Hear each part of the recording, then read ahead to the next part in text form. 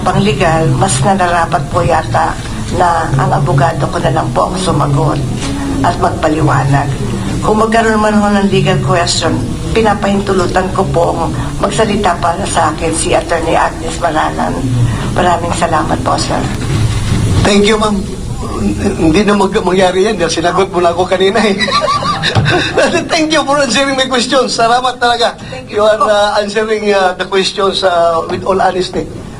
Thank you very much. Thank you po, sir. Ma'am, pwede ka na siguro magpahinga kasi Salamat kanina kapatis na tins dyan. Salamat Pahinga ka po, muna. sir.